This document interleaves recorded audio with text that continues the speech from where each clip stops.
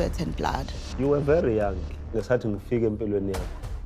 Futhi ungambona ehambela phezulu lezo zinto zenziwe ukuthi mina ngiyivulile leyo mnyango. Akukho ozokusho. Do you still love Mtombeni? What is love? Cha, uyabona uma kuthiwa umuntu is jealous of a person ajola naye kushiwa uMthombeni. Guys, uMthombeni indakacala ukuyikhuluma le nto le so kusibili or kusithathu futhi hayi uhlezi eyikhuluma. Guys, welcome back to my YouTube channel. Please like, share, and don't forget to subscribe. I'm back with Uthobile noMusa Mseleku. Bogi uncut kaThobile Mseleku Makhumalo. Yeah. So uMakhumalo shows us her house. Bekakhombisa noMthombeni indlu yena ayikhethile and how nice it is. And then uMthombeni kule episode mentioned that yena uye uyakhe uThobile njengoba uThobile ehamba phezulu kaSo. And I'm like, maybe you gave her fame, but Uthobile already knows how to get ama-brand deals. Not ukuthi we umyakhile. Ngokucala wacomplaina ngenkathi Uthobile ebasiza laphayana eMzumbe uMusa enganamali.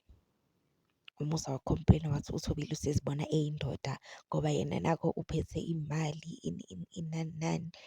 Oh, guys, Musa is such a narcissistic father, man. I feel like that's why, like, labafazi laba bafila ngathi they should sign out from uMusa. Bamane bahlale nje nesibongo sakaMseleku until afe, but I don't think labafazi basesekhona. Ngokucala uMseleku said uthathe uMakhwela ngenxa yokuthi uMakhumalo can't give birth. Uyenze i-excuse nguMakhumalo and then now ugxekela uMakhumalo. Umtshela the way yena amyakhe ngakhona. Guys, men can be narcissistic. Hayibo. And we're all watching this man agxeka lo mfazi instead of ukuthi ambonge.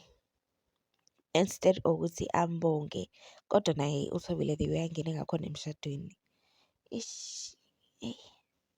Kwamele nje kube tricky. Kwamele kube tricky.